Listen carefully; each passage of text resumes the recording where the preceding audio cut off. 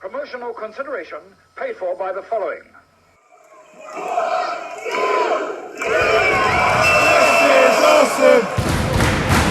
This is awesome! Hello and welcome once again to Cheap Shot Entertainment. This is a double review as we look back at a wrestling show that also gave birth to a wrestling film. It is Slamboree 2000. It was on May the 7th, 2000. It came from the Kemper Arena, which is now the Arena or something now, Kansas City in Missouri, and it also gave us the infamous triple cage match, which we saw in a film called Ready to Rumble, starring David Arquette, who was also in this particular pay-per-view in the main event in the triple cage. So it's kind of like a crossover here. So I watched the pay-per-view and I watched the film, and with the intention of releasing it on the exact day that Slamboree happened, and that's exactly what I'm going to do. It is the 7th of the 5th as you're watching this. So let's get on with the review. This Slamboree event was filmed in front of a capacity crowd of 7,165, bearing in mind that the Kemper Arena at the time held 19,500. That is a sign of the times in the year 2000 for WCW. They were branching out into Hollywood, trying to get the big names in, trying to get more people in, and clearly it just didn't happen, of course. By the same time the following year, WCW was no more. It had been bought by Vince McMahon and all merged into WWE, much like the monster from Scary Stories to Tell in the Dark. It just Vince McMahon swallowing WCW into his stomach without remorse. And so a bit of sadness in this one, but it was a meh pay-per-view anyway. So, but the film I found quite enjoyable, which was really cool. So, I'm going to go through the wrestling matches, and then once we get to the final match, the main event, the triple cage, I will move straight on to the Ready to Rumble review as well for Quick Shot. So a bit of a crossover, like I say. Anyway, you can join us on Instagram, Twitter and Facebook. You are the Cheap Shot Nation. I am your host, Luke. And without further ado, let's get on with the show. So your first match is the Cruiserweight Championship match, and it is between Chris Candido, and he is with Tammy Lynn Cinch, versus the artist formerly known as Prince Iakea. Again, pretty forgettable this, considering that it is a Cruiserweight Championship match. We're getting some Cruiserweight Championships now in 2020. They're rocking the house, and this one was not good. False finish for this one, and you'll see a lot of false finishes in this one if you put it on the network and watch it. False finish after Tammy Lynn Cinch hits the artist with a chair, and the chair will come into play quite a lot during this pay-per-view, and it just shows that booking was not a priority in 2000 for WCW. Candido hits the diving headbutt to secure the win after the chair shot from Tammy Lynn Cinch, and he retains the championship. The artist formerly known as Prince Iakea goes to the back, licking his wounds, and just generally wasn't a good match. WCW Hardcore Championship next. The little known WCW Hardcore Championship. Of course, everyone was talking about ECW and the WWF Hardcore Championship at this time, but the WCW Hardcore Championship was a thing. It was an ugly belt, but it was there. It's Terry Funk who is the champion versus Norman Smiley and a partner, a mystery partner of his choosing. So the match starts with Norman Smiley attacking Terry Funk, and they battle round the back, and he's got his catcher next to him. He's dressed in pads, baseball pads and things like that, so you can't see who he is. And it's quite a fun match actually. They battle through the backstage areas, they beat each other up. Norman Smiley on top for most of this match until Terry Funk shows why he is the Funkster, why he is the hardcore legend, and comes back with some heavy blows with bins and things like that. Of course, the mystery partner getting involved here as well, throwing some boxes down at Terry Funk as he beats up Norman Smiley. But the most devastating move in professional wrestling today does pick up the victory for Terry Funk after they battle their way back to the ring. It is then revealed that Ralphus is Norman Smiley's mystery partner for this one. And yeah, again, bit forgettable, the reveal. Fun little match, and it was a little match. It wasn't as hardcore as the WWE were doing at the time, and yeah, just paled in comparison really. But it was an okay match. I can't say I really call it a match. It was just two people beating each other up in the back. Sean Stasiak versus Kurt Hennig next. Kurt Hennig has always been Mr. Perfect. Sean Stasiak comes out to the ring known as Better Than Perfect. So Stasiak does pin Hennig in this one, gets the victory for the New Blood, that's what they call them, the new group of people, wrestlers that want to take over from the old guard, the New Blood. Stasiak picks up the victory for the New Blood with the Hennig Plex, the Better Than Perfect Plex, and yeah, clean victory. I was quite surprised by this one. I love Mr. Perfect, Mr. Kurt Hennig, of course. So it is the US Championship on the line next, with Huge Erection versus Big Papa Pump, Scott Steiner. Yes, the Misfits in action did all have names like Huge Erection, and I just quite think it's funny that I have to say that on a video, and so I will get a strike on this video. Steiner is the champion going into this one, and in fact Hugh Morris, Huge Erection, does put up a good fight in this match, and it is the first time during the pay-per-view that we've actually seen a semi-okay match. Steiner retains with the Steiner recliner as Huge Erection is premature with his raging climax, and that is the finishing move. Tried to be hit by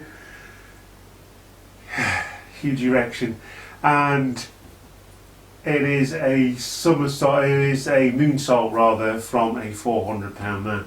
So yeah, the raging climax misses. Steiner recliner does not, and Huge Erection taps out with the premature raging climax. Canyon next versus Mike Awesome. These two would come out later on as well, and it is Canyon who wins via disqualification on this one. So another throwaway match there. And going on to the next match, two men that have become synonymous with WCW. It is Lex Luger, or the Narcissist Lex Luger, as Bobby the Brain once called him, versus Buff Bagwell himself. And that match ended in disqualification as well. Thanks Vince Russo for booking this card. The franchise now, Triple Threat, versus Ric Flair in another screwy finish, as David Flair comes down and hits his father over the head with a chair and causes another disqualification. 3 in a row now. 3 in a row. I'm not going to lie, this is getting a bit annoying. I did switch it off at that point. I was watching it with my mate Josh, and I did switch it off at that point because I was getting rather annoyed. Back on it though, Vampiro versus Sting. Again, another fun little match. Bit of a bit of leeway here. I don't know whether it was no disqualification. They never actually said that it was, and they didn't say it wasn't because they were beating each other up on the outside and hard hitting. Vampiro and Sting, both absolutely awesome performers. And of course, Sting at this point was considered the saviour of WCW in their battle against WWE and their battle to gain back the ratings war. 2 Scorpion death drops here. A metal pipe comes into play for the Stinger splash, although he completely misses him. Bad camera angles and just no selling whatsoever. Scorpion death drop 2 times and Vampiro goes down. Sting is your winner. And I think these two had a long standing rivalry all the way to the end when WCW was eventually purchased by WWE.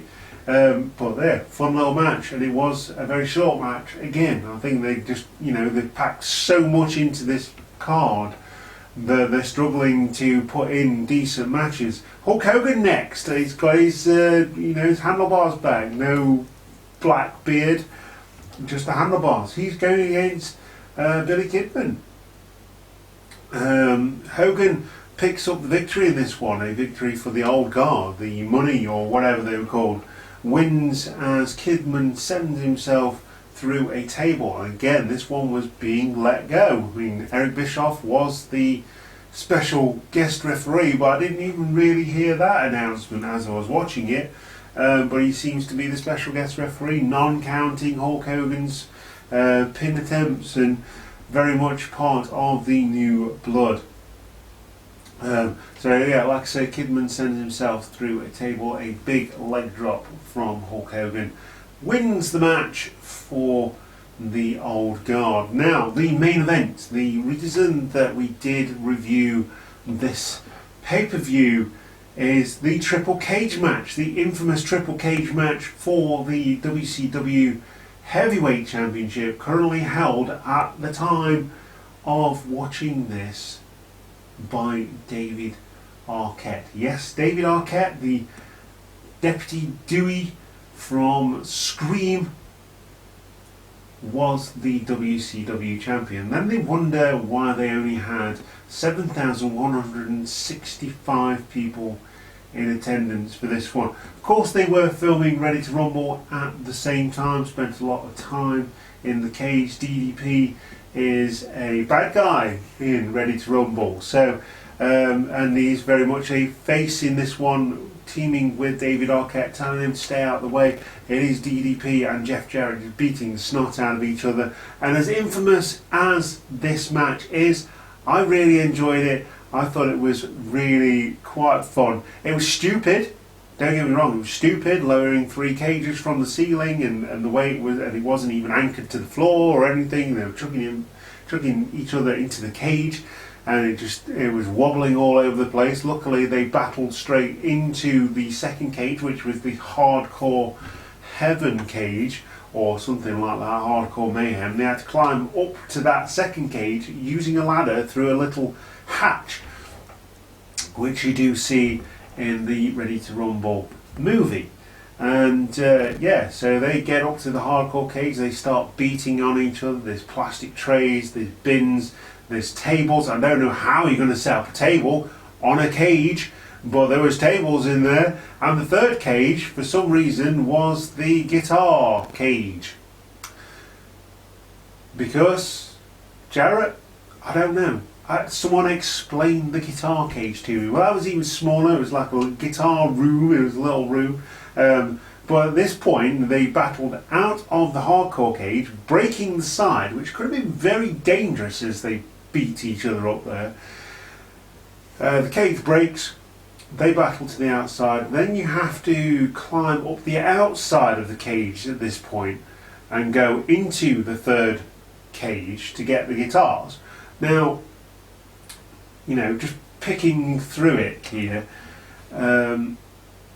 what's saying you even had to go in the third cage? You could have just climbed up to the top and retrieve the title belt, but they went in the third cage, and there was Mike Awesome came out. He was beaten up by DDP, trying to interfere. David Arquette at some point, which I completely missed, I don't know where I was, but David Arquette climbs from the big cage in the bottom with the ring right up to the top, and he's holding the King of the Mountain spot, so to speak, being that Jeff Jarrett is in this one.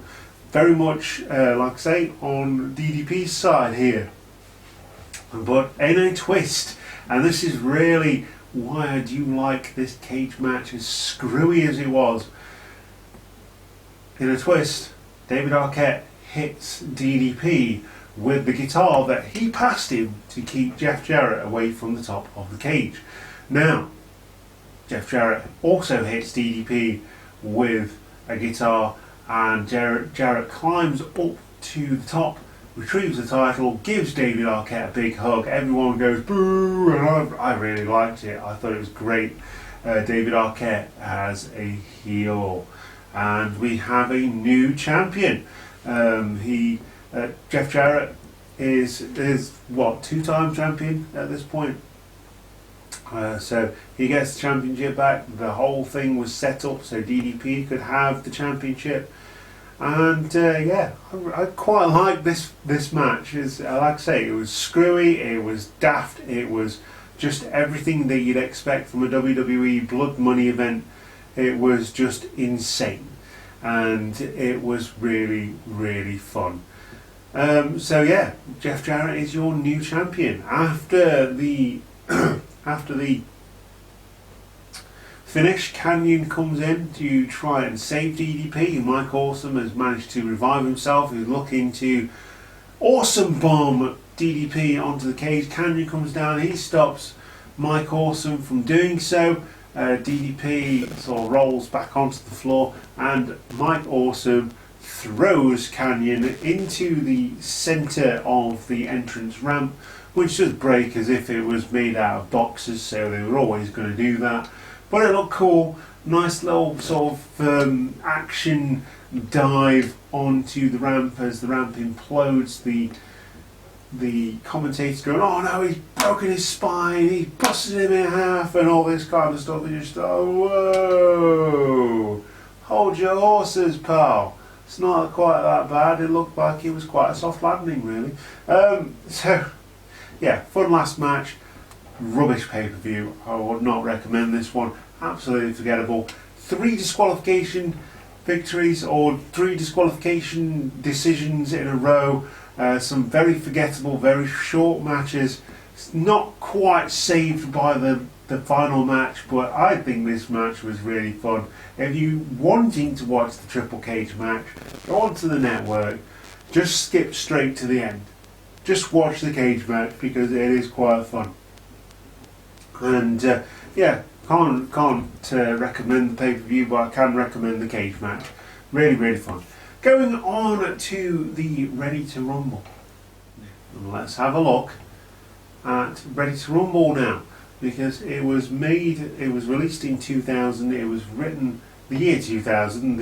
It was directed by Brian Robbins, written by Stephen Brill, and I've got to say, I really enjoyed this film. It had some inside jokes about wrestling for wrestling fans, and if you're not a wrestling fan, I'd probably say stay away from this one. But for a fun little movie that you weren't expecting much out of, you've got action wrestling, you've got the stars, the big stars of WCW back then. You've got Goldberg, DDP, as well as others in this film, and I think even Sting makes an appearance as well, which is really cool. Now, David Arquette playing Geordie Boggs, and his best mate Scott Kahn plays Sean. Sorry, his best mate Sean Dawkins is played by Scott Kahn, and these two are best friends. They're two outcasts, two losers.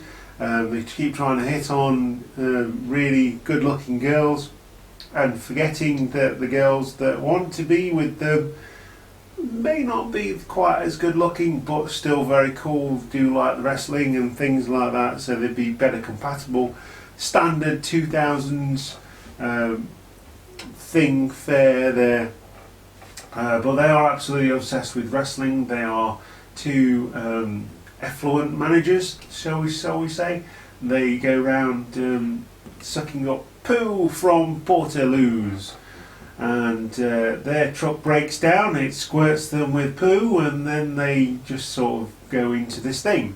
So they got tickets to a show featuring Oliver Platt as Jimmy King. Jimmy King is the champion at this point, and he is annoying the owner of the company, the WCW, and DDP beats him up, and then he goes into exile, and that's where we get it. We get the Buddy movie, we get the Buddy Road movie, and they're travelling up and down trying to find Jimmy King, and yeah, it's just a fun movie. And David Arquette's character, Geordie Poggs, meets Rose McGowan's character Sasha, who is one of the Nitro girls, and they have a thing, and it turns out that they don't have a thing, and it's Sasha who is luring him into this world, and eventually they do get into the world, which is why the triple cage match happens.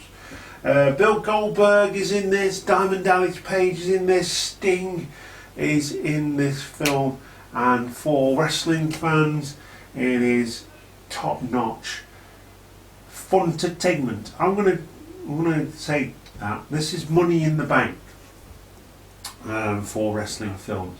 Not quite a Fighting With My Family, not quite got the polish, but you can tell this is 2000s, you know, Dude, Where's My Car and all that kind of stuff.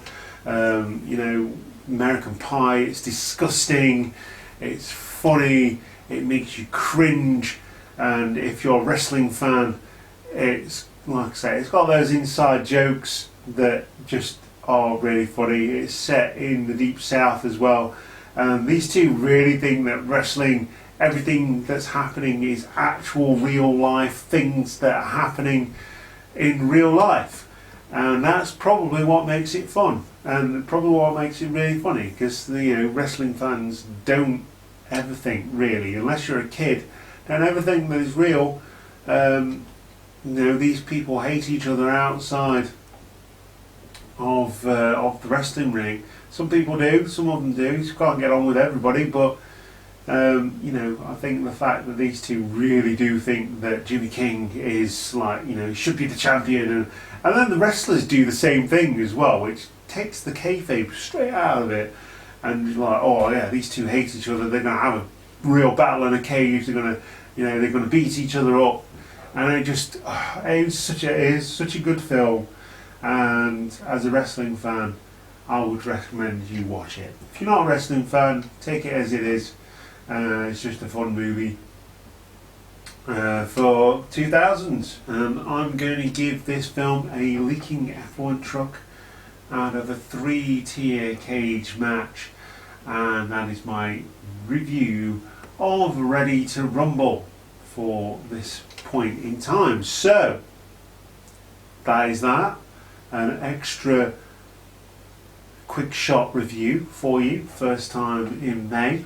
And so join us on Twitter, Instagram, Facebook, hit the notification bell to know when we upload new content to the channel.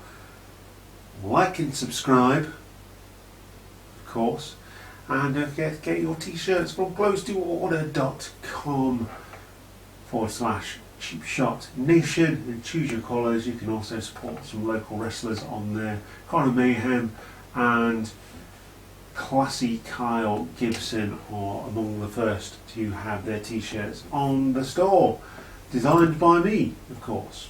So they get a little bit of a kickback, I get a little bit of a kickback, and the channel moves on as we get more ideas and try to include more of the local wrestlers on this channel. So without further ado, I've got to say thank you very much for watching. Thank you for sticking with us all the way through this video. If you've watched the Slamboree review and then the quick shot review, or if you just watched the quick shot review to see what I thought of Ready to Rumble, starring David Arquette from the 2000s, well, I think it was a pretty good movie. Not perfect, but take it as it is, and you'll have fun, and that's the main thing. We're going to have fun. So yeah, that's that. I've been your host, Luke. You are the Cheap Shot Nation. Thank you very much for supporting us all the way through. We're nearly 2 years into this thing now, so having loads of fun with it, getting very well known in the local area, having wrestlers cut promos on me now just because I'm wearing a Cheap Shot Entertainment t-shirt, which is fantastic for a wrestling fan. That's brilliant. I love it. So yeah, that's that, and we'll see you next time. Goodbye.